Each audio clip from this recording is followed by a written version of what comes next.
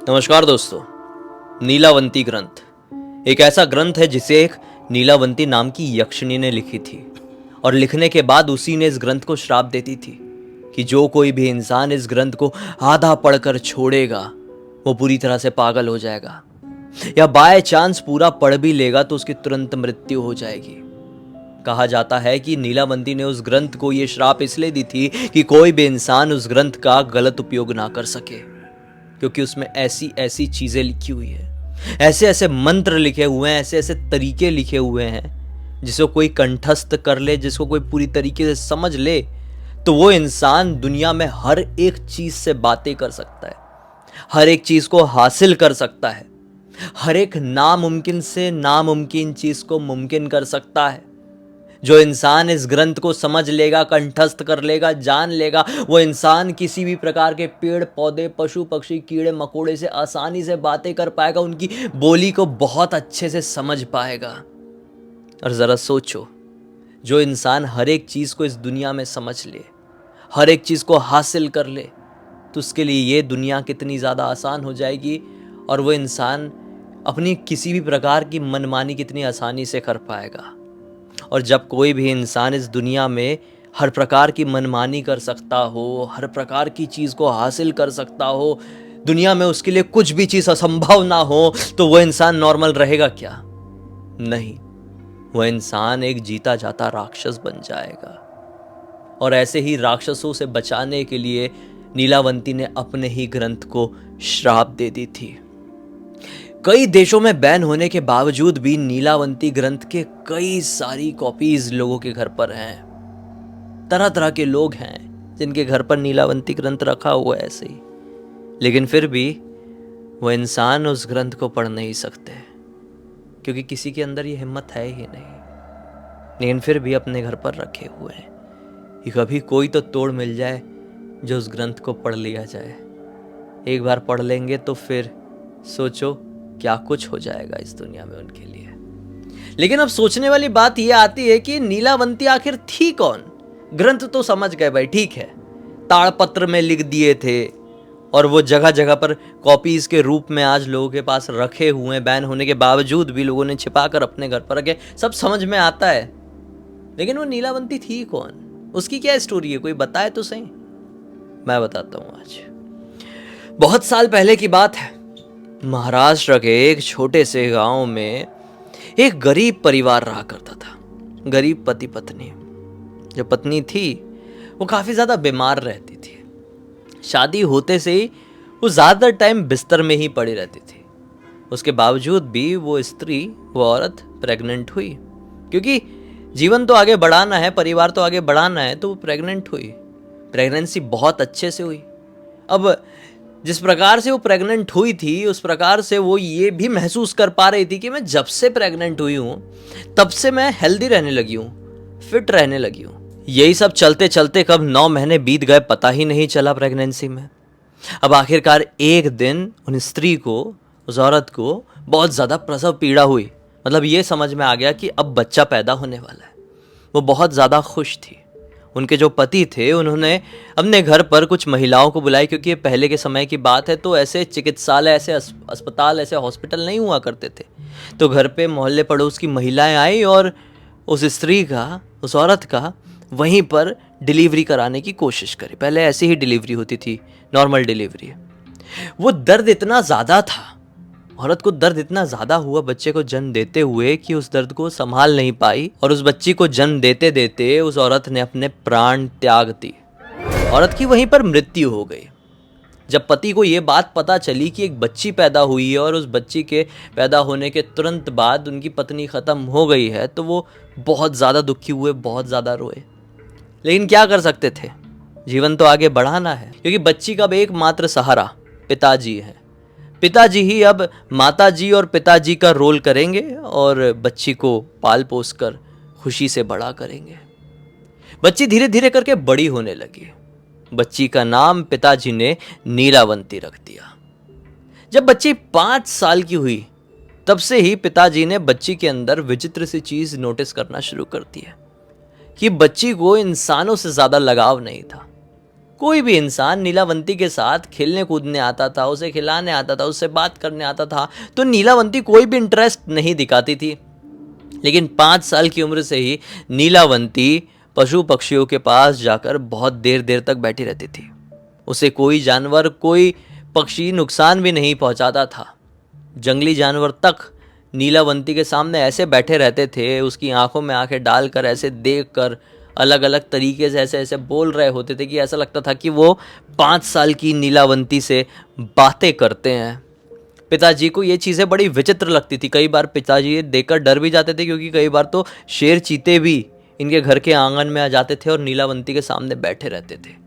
और नीलावंती को इतना सा डर भी नहीं लगता था। वो सोचने लगे कि शायद मेरी बच्ची ऐसी ही है। पशु पक्षी को वो बहुत ज़्यादा पसंद करती है और जानवर भी उसे बहुत ज़्यादा पसंद करते हैं। कोई बात नहीं, वो जितना हो सकता था बच्ची को दूर रखने की कोशिश करते थे जानवरों से।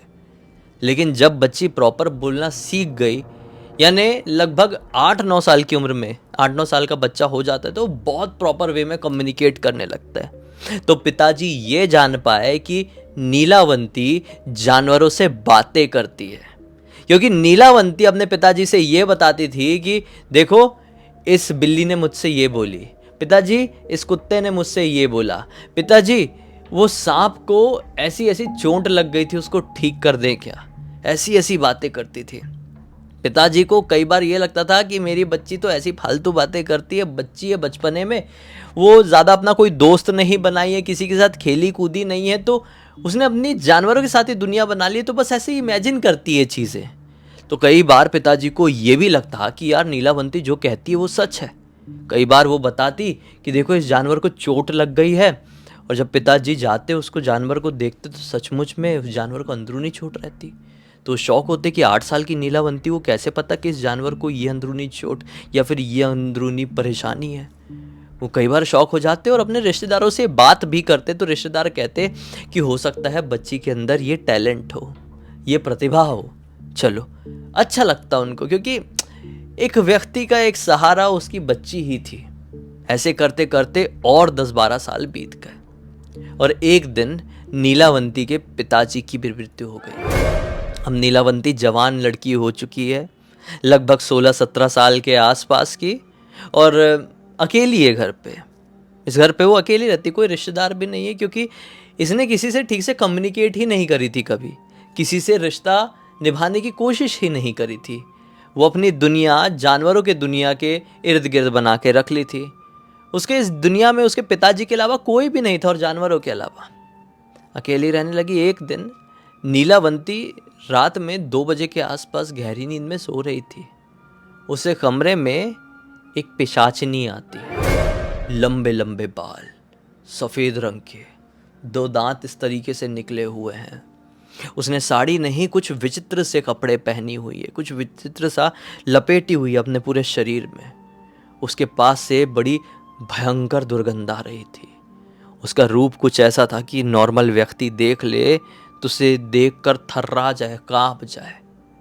नीलावंती भी देखकर थोड़ी घबराई, लेकिन वो शौक हुई कि मैं कैसे इतनी पास एक चुड़ैल को देख पा रही हूँ। नीलावंती उसे देखते से ही समझ गई थी ये एक चुड़ैल है। हालांकि नीलावंती को बचपन से ही आत्माएं, भूत प्रेत दिखाई देते थे, लेकिन बहुत दूर से। ये पहली बार हुआ था कि एक चुड़ैल उसे कमरे में ही, उसके बिस्तर के बिल्कुल पास उसको दिखाई दे रही थी। उस चुड़ैल ने नीलावंती को इशारा करी और बाहर चलने के लिए कही। नीलावंती भी समझती थी ऐसी चीज़ों को, क्योंकि वो कम्युनिकेट कर पाती थी, सुपर नेचुरल टाइप की थी वो। तो नीलावंती उस चुड़ैल के पीछे पीछे घर के बाहर निकल गई। वो चुड़ैल उसे चलाते चलाते गांव के आगे के एक शमशान घाट के पास लेकर गई और उसे कुछ बोली बताई, कुछ तरीका बताई जिसकी मदद से वो और आत्माओं को अपने पास बुला सकती थी। नीलावंती को अच्छा लगा। चुड़ैल जो जो कह रही थी, नीलावंती वो दोहरा रही थी। जैसे जैसे नीलावंती वो चीज़ें दोहरा रही थी, आस पास और भी भूत प्रेत इकट्ठे होते जा रहे थे। नीलावंती को ये चीज़ बड़ी हैरान कर देने वाली लगी कि यार ये चुड़ैल तो मुझे और भूत प्रेतों को अपने पास बुलाने के तरीके बता रही है। वो अपने घर लौटी, एक किताब खोली और उस किताब में सारी चीज़ें लिख दी। फिर अगली रात हुई। फिर अगली रात को वो चुड़ैल उसके घर आई, फिर उसको इशारा करी, बाहर लेकर गई। आज खुशी खुशी नीलावंती उसके पीछे गई। वही शमशान घाट के पास उस चुड़ैल के साथ और 2-3 प्रेत आत्माओं ने उसे कुछ तंत्र विद्याएं बताई, जिन विद्याओं की मदद से वो भूत प्रेतों को अपने वश में कर ली। उसको बहुत अच्छा लगा। मतलब वहां पर पहले तो उस तरीके से उसने भूत प्रेतों को अपने पास बुलाए, फिर आज जो तरीका बताया उससे उसने भूत प्रेतों को अपने वश में कर ली। फिर नीलावंती घर पर आई, किताब में वो तरीका लिखी जिससे भूत प्रेतों को वश में किया जा सकता था। फिर अगली रात हुई, वो चुड़ैल फिर से उससे घर पर आई। आज उसे फिर से शमशान घाट तक ले जाकर बहती हुई नदी का पानी रोकने का मंत्र बताई। नीलावंती ने ये मंत्र पढ़कर देखी और सचमुच में पास में बहती हुई नदी का पानी झरझर बह रहा था, वो रुक गया। नीलावंती को ऐसा लगा कि मुझे कोई वरदान मिल गया है कि मेरे पास भूत प्रेत आते हैं और मेरी मदद करते हैं। मैं जानवरों से बातें कर पाती हूँ, उनकी सारी चीज़ें समझ पाती हूँ। अब पेड़ पौधे भी मुझसे बातें करने लगे हैं। मेरे अंदर कुछ तो खास बात है, लेकिन क्या? इन चीज़ों का जवाब कभी नीलावंती को मिला नहीं। नीलावंती बस ऐसी ही अपनी जीवन काटने लगी। फिर एक दिन की बात है, उसके सपने में एक पिशाच आता है, बहुत डरावना दिखने वाला। जैसी वो पिशाचनी चुड़ैलनी थी ना, उससे भी ज़्यादा डरावना दिखने वाला पिशाच आता है। वो कहता है कि तू किस बात से परेशान होती है, अपनी शक्तियों का ढंग से उपयोग क्यों नहीं करती है? तू एक साधारण लड़की नहीं है, तू एक स्त्री के रूप में यक्षिणी है जो इंसानी शरीर में फंसी हुई है। खुद को पहचान, अपनी शक्तियों का सही से उपयोग कर, और नहीं कर पा रही है तो मेरे साथ यक्ष लोक तक चल। ये घबरा कर उठ गई, सोची कि यह किस प्रकार का सपना था। वो पिशाच मुझसे ऐसा क्यों कह रहा था कि मेरे साथ यक्ष लोक तक चल, मैं एक यक्षिणी हूं। वो घबरा कर उठी तो देखी कि उसे घर के बाहर कुछ तो है, कुछ हलचल हो रही है। घर के बाहर जैसे ही निकली तो उससे घर के बाहर 7 यक्ष खड़े हुए थे। लिटरली वो उन्हें देखते से ही बस ऐसी वो पहचान गई कि यक्ष है। देखते से ही, जैसे आप किसी समझ लो किसी जानवर को, जैसे किसी कुत्ते को अपने घर के सामने देखें तो आप पहचान जाएंगे ना कि कुत्ता है, हाँ, वैसे ही ये 7 यक्षों को देखकर पहचान गई कि इस यक्ष का नाम ये है, इस यक्ष का नाम ये है। जैसे कि ये इन्हें बहुत पहले से जानती थी लेकिन बीच में भूल गई थी, फिर आज सामने आई तो पहचान गई। ऐसा वाला हुआ। तो यक्ष कहते हैं कि अब तुम्हारा समय यहाँ पर ख़त्म हो चुका है। तुम जिस मकसद से इंसानी रूप में आई थी वो पूरा हो चुका है। तुम्हें अब यक्षलोक चलना चाहिए। ये बोलती है ठीक है, मैं चलना तो चाहूँगी, लेकिन मैं वहाँ तक जाऊँ कैसे, क्या तरीका है? तो यक्ष उसे एक सिद्धि बताते हैं। वो सिद्धि ये थी कि आने वाली अमावस्या से उसे हर अमावस्या में 21 अमावस्याओं तक घने जंगल में बैठकर यज्ञ कुंड में कुछ मंत्र का जाप करना है। हर अमावस्या की रात को ये सिद्धि करते हुए एक जानवर आएगा और अपना बलिदान उस हवन कुंड में देगा। जैसे उस जानवर ने अपना बलिदान दिया तो समझ लेना कि उस अमावस्या की सिद्धि पूरी हो गई है। ऐसी 21 अमावस्या की रातों में तुझे वो सिद्धि करनी है।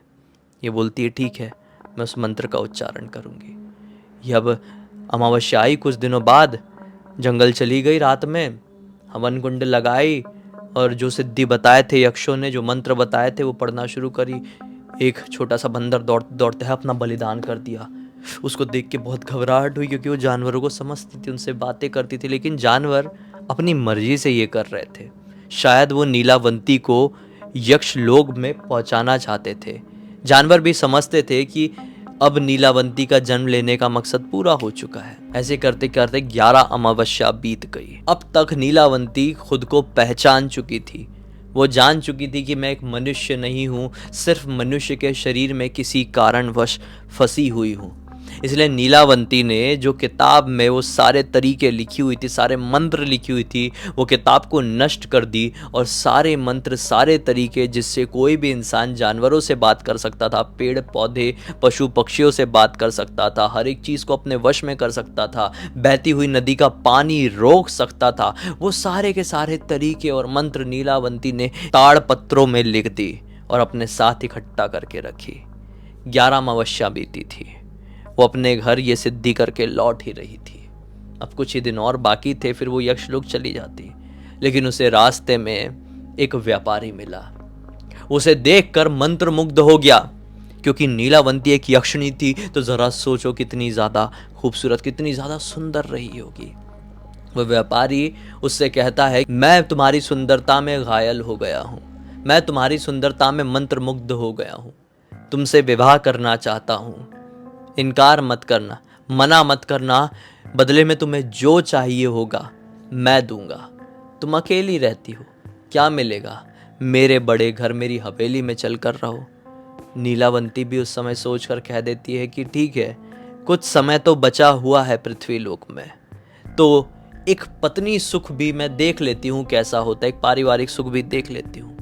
उसने व्यापारी से कह दी कि ठीक है, तुमसे विवाह करने के लिए तैयार हूं, लेकिन विवाह के बाद दिन भर तो मैं तुम्हारे साथ रहूंगी, लेकिन रात में घर से निकलकर कहाँ जाऊंगी, क्या करूंगी, उसका सवाल तो मुझसे नहीं करोगे। जिस दिन सवाल करोगे उस दिन मैं तुम्हारे घर से गायब हो जाऊंगी और फिर कभी नहीं मिलूंगी। आदमी भी कह देता है कि ठीक है, अगर एक छोटी सी शर्त में इतनी सुंदर पत्नी मिल रही है तो मैं क्यों इनकार करूंगा। चलो, नीलावंती उसी समय उसके साथ, अकेली तो रहती थी, उसी समय उसके साथ चली जाती है और अगले दिन विधि विधान पूर्वक उससे विवाह भी कर लेती है। दिन भर तो साथ में थी, लेकिन रात में वहां से निकलकर नीलावंती जंगल में चली जाती है।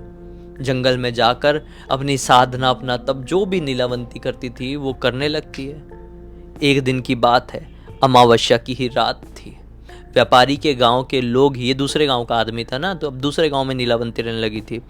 तो अमावस्या की रात में व्यापारी के गांव के कुछ आदमी घूमते घूमते जंगल की तरफ आए थे और वहीं पर उन्होंने नीलावंती को सिद्धि करते हुए देख लिए। उन लोगों ने साफ साफ देख लिया कि किस प्रकार से नीलावंती हवन कुंड में कुछ कर रही है, कुछ मंत्र पढ़ पढ़ के कुछ आहुति डाल रही है, और एक जानवर आया और खुद का बलिदान दे दिया उस हवन कुंड में। गांव के सारे लोग घबरा गए। वो समझ गए कि नीलावंती कुछ तो भी काली शक्तियों की साधक है, वो कुछ साधना करती है, वो नॉर्मल स्त्री नहीं है, कोई डायन है, ऐसा सोच लिए। सब लोग शांत रहे, किसी की हिम्मत नहीं हुई कुछ बोलने की। ऐसा 2-3 अमावस्याओं तक और गांव के लोगों ने देखे भाई। फिर कुछ ही दिन बाद से ये समझ लो वहाँ पर हुआ, कोइंसिडेंटली गांव के बच्चे गायब होने लगे। ये चीज़ गांव में बहुत ज़्यादा फैल गई। गांव के लोग घबरा गए कि गांव के बच्चे जाते कहाँ हैं, बहुत ढूंढते, बच्चे मिलते ही नहीं। तो कुछ लोग, जिन लोगों ने कुछ अमावस्या पहले नीलावंती को जंगल में ये साधना करते हुए देखे थे, वो लोग बोलने लगे कि नीलावंती डायन है, ये जानवरों को भी गायब करती है और बच्चों को भी करने लगी है। इसको पीट पीट के यहाँ से भगा दो, इसको मार दो, इसको ख़त्म कर दो। तो नीलावंती डर गई, सोची कि ये क्या कर रहे हैं गांव वाले, मेरी असलियत सामने आ जाएगी तो मेरी साधना बची हुई है कुछ अमावस्या की रातों की, मैं पूरी नहीं कर पाऊंगी और इस मनुष्य शरीर में फंसी की फंसी रह जाऊंगी, मुझे गांव वालों से बचकर भागना होगा। तो वो भागी भागी, रात के समय की बात है, वो भागी भागी उसी जंगल में पहुंची, एक पेड़ के पीछे छिप गई। एक पेड़ के पीछे छिपे छिपे उसे आभास हुआ कि मुझे और दूसरे पेड़ के पीछे से छिपकर कोई देख रहा है। उस पेड़ की तरफ देखी तो क्या पाई कि दूसरे पेड़ की तरफ से उसका पति छिपकर उसको देख रहा था। वो भागी भागी पति के पास पहुंची कि मुझे बचा लो, गांव के लोग मुझे मारने के लिए आ रहे हैं। तो जैसी वो पति के पास पहुंची, उसको पकड़ी कि मुझे बचाओ, तो पति अपना खतरनाक रूप धारण कर लिया। वो खतरनाक रूप किसी नॉर्मल इंसान का नहीं था, बल्कि एक खतरनाक राक्षस का था। नीलावंती उसे देखकर घबरा गई और वो कहता है कि तू कुछ दिन की बात थी, बच नहीं सकती थी क्या? इतने जल्दी गांव के लोगों की नजर में आ गई। मैं तेरी सच्चाई बहुत पहले से जानता था, तुझे छुपा छुपा देख लिया था कि तूने एक ग्रंथ तैयार करी है, तू यक्षलोक तक जाने वाली है। उसी समय मैंने सोच लिया था कि इंसानी रूप में आकर तुझे अपने साथ रखूंगा और फिर जब तेरी 21 रातें अमावस्या की सिद्धि की पूरी हो जाएगी, तेरे पीछे पीछे यक्षलोक के रास्ते जाऊंगा और फिर जब तू यक्षलोक तक चली जाएगी तो यक्षलोक का रास्ता भी पढ़ लूंगा और साथ ही साथ तेरा वो ग्रंथ भी चुरा लूंगा। लेकिन तू इतनी जल्दी दुनिया वालों के नजर में आ गई, अब गांव वाले मारे ना मारे तुझे मैं जरूर खत्म करके रख दूंगा। नीलावंती ने उस राक्षस को वहीं पर रोक दी। बोली, तेरे अंदर इतनी ताकत नहीं बढ़ी है जो तू मुझे मार पाए, और रही इस ग्रंथ की बात, चुराना चाहता था ना तू इसे, तो जा इस ग्रंथ को ही श्राप दे देती हूं कि इस ग्रंथ को जो कोई भी आधा पढ़कर छोड़ेगा वो पागल हो जाएगा, या पूरा पढ़ने की कोशिश करेगा तो उसकी तुरंत मृत्यु हो जाएगी। यह ग्रंथ होते हुए भी ग्रंथ नहीं रहेगा, श्रापित ग्रंथ बन जाएगा, मनहूस होगा। इसे लोग अपने घरों में रखने से डरेंगे, इसकी बातें करने से पहले लोग हजारों बार सोचेंगे। जा, तुझे भी श्राप देती हूं, जैसे ही तू इस ग्रंथ को पढ़ेगा वैसे ही तू भी भस्म हो जाएगा। नीलावंती ने यह बात कही और जोर से चीखी, और उसी जगह पर नीलावंती ने खुद से ही अपना देह त्याग कर दी। नीलावंती ने जैसे ही अपना देह त्याग करी, वो सातों यक्ष उसके पास आए और उसे हमेशा हमेशा के लिए यक्ष लोक तक लेकर चले गए। नीलावंती के श्राप को हल्के में लेकर जैसे ही उस राक्षस ने उस ग्रंथ के पहले पन्ने को ही पढ़ा, उस ताड़पत्र में लिखे हुए नीलावंती ग्रंथ को जैसे ही पढ़ा, वैसे ही वो भस्म हो गया। वो ग्रंथ के पत्ते इधर उधर बिखर गए। गांव के लोग जब नीलावंती को ढूंढते हुए उस जंगल तक पहुंचे तो नीलावंती ऑब्वियसली किसी को मिली नहीं, लेकिन ये ताड़ के पत्ते मिले। कुछ लोगों ने उन पत्तों में लिखे हुए उस ग्रंथ को पढ़ने की कोशिश किए, लेकिन जिसने भी पढ़े ऑब्वियसली श्राप के अनुसार उनकी मृत्यु हो गई। यहाँ आधा पढ़कर जिसने छोड़ा वो पागल हो गया। इसी कारण से सभी लोग समझ गए कि नीलावंती ग्रंथ तो श्रापित है, इसको पढ़ना संभव है ही नहीं किसी भी तरीके से। सभी को ये बता दिया गया कि कोई पढ़ने की कोशिश नहीं करेगा, इसे नष्ट कर दो। गांव के बीच चौराहे में नीलावंती ग्रंथ को नष्ट कर दिया गया। लेकिन कुछ लोग ऐसे थे जो लोग उस ग्रंथ के पत्तों को पढ़ने के लिए अपने घर पर लेकर तो गए थे, लेकिन जैसे तैसे करके उसकी कुछ नकल उतरवा के अपने घर पर रख लिए थे। इसी वजह से उसकी कॉपीज समय के साथ बढ़ती चली गई, फैलती चली गई। लेकिन नीलावंती ग्रंथ तो उस गांव के साथ साथ समय के साथ साथ पूरी दुनिया में बैन हो गया एक तरीके से। लेकिन बैन होने के बावजूद भी उसकी कॉपीज बढ़ती चली गई, लोगों के पास रहती चली गई। कहा जाता है कि नीलावंती यक्ष लोक से कभी कभी पृथ्वी लोक में आती है अपने ग्रंथ को ढूंढने के लिए, क्योंकि नीलावंती का लगाव है ना अपने ग्रंथ से। जिन जिन के भी घरों में नीलावंती ग्रंथ रखा हुआ है उनके घरों के चक्कर काटती है कि उस ग्रंथ को अपने घर पर रखने वाला कोई व्यक्ति उस ग्रंथ की विद्याओं का गलत उपयोग ना कर ले। जिसने भी गलत उपयोग करने की सोचा, नीलावंती का श्राप उसे खत्म कर पाए या ना कर पाए, नीलावंती जरूर खत्म करके रख देगी। ऐसी थी नीलावंती की पूरी कहानी जो मैं आपके सामने आज लेकर आया। बड़ी हिम्मत से, बड़ी मेहनत से ये रिसर्च पूरी किया और आपको सुनाया। कैसी लगी ये कहानी कमेंट सेक्शन में ज़रूर बताइए। ये कहानी बहुत सारे लोगों को ऑब्वियसली पता है, क्योंकि एक सच्ची घटना की सच्ची कहानी हो सकता है आप लोगों ने पहले भी किसी के मुंह से सुने हो, क्योंकि बहुत सारे लोग, कुछ गाँव के तो बच्चे भी इस कहानी को जानते हैं। कमेंट सेक्शन में ज़रूर बताना। बाकी अब तक देख लिए हैं तो वीडियो को लाइक ज़रूर कर देना, चैनल को सब्सक्राइब करके बेल आइकन दबा के ऑल के ऑप्शन में क्लिक करना, क्योंकि इसी तरह के हैरान कर देने वाले अनोखे वीडियो डेली आप लोगों के सामने लेके आता रहता हूँ। इंस्टाग्राम की लिंक इस वीडियो के डिस्क्रिप्शन बॉक्स में मिल जाए, क्लिक करके डायरेक्टली वहाँ पर पहुँच जाना। और इसी तरह की कोई भी कहानी, टॉपिक या जानकारी आप लोगों के पास भी है तो लिख भेजना। हो सकता है मेरा अगला वीडियो कल आपके हिसाब से बन रहा हो। तो चलिए कल फिर से मिलते हैं, तब तक के लिए बहुत बहुत धन्यवाद। आपका दिन शुभ हो।